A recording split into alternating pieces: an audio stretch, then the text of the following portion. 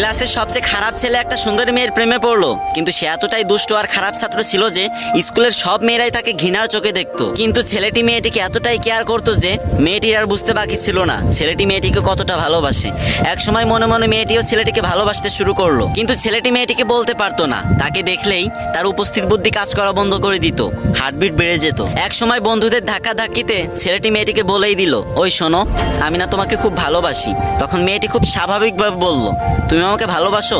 তখন ছেলেটি অপরাধীর মতো বলল, হ্যাঁ। হঠাৎ করে মেয়েটি ছেলেটির গালে জোরে একটা থাপ্পড় মেরে দিল এবং বলল, তোর সাহস হয় কি করে আমাকে প্রপোজ করার? আরে তুই তো ক্লাসের লাস্ট বয়, খ্যাত একটা। আরে তুই জানিস আমার বাবার স্বপ্ন আমাকে ইঞ্জিনিয়ার একটা ছেলের সাথে বিয়ে দিবে। তখন ছেলেটি স্কুল থেকে বের হয়েছিল এবং প্রতিজ্ঞা করেছিল সে একদিন অনেক বড় ইঞ্জিনিয়ার হবে এবং কোটিপতি হবে। দীর্ঘ কয়েক বছর পর ছেলেটি অনেক বড় ইঞ্জিনিয়ার হয়ে গেল।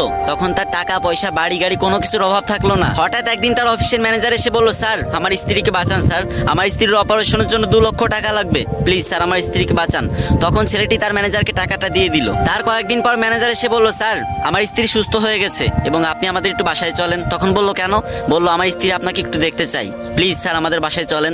তখন ছেলেটি তার ম্যানেজারের সাথে তাদের বাসায় গেল। সেই বাসায় গিয়ে তো সে অবাক হয়ে গেল, কারণ সে যে মেয়েটার জন্য ইঞ্জিনিয়ার হতে পেরেছে সেই মেয়েটার কেউ না, সেই মেয়েটা হচ্ছে তার অফিসের ম্যানেজারের বউ। তখন ছেলেটিকে দেখে মেয়েটি কান্না শুরু করে দিল এবং ছেলেটি খুব সিম্পল ভাবে জিজ্ঞাসা করলো, কান্না করছো কেন?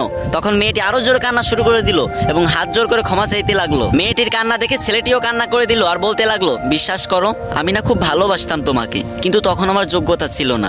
আজকে আমার যোগ্যতা, টাকা পয়সা, বাড়ি গাড়ি সবকিছু আছে, কিন্তু তুমি নেই।